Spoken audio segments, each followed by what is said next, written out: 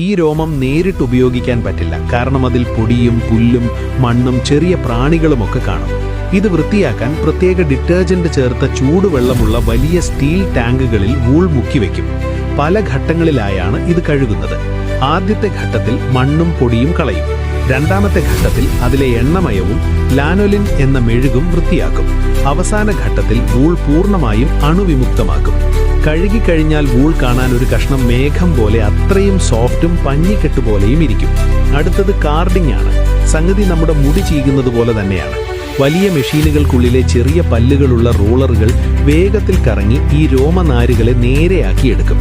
ഈ സമയത്ത് രോമത്തിലെ ചെറിയ കെട്ടുകളൊക്കെ മാറി നാരുകളെല്ലാം ഒരേ വരിയിലാകും.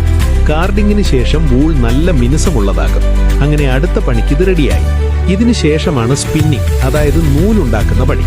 വൂൾ നാരുകൾ ഒന്നിച്ചു പിരിച്ച് നല്ല ബലമുള്ള നൂലാക്കി മാറ്റും. വലിയ ഫാക്ടറികളിലെ മെഷീനുകൾക്ക് ഒരേ സമയം ആയിരക്കണക്കിന് നൂലുകൾ ഉണ്ടാക്കാൻ പറ്റും.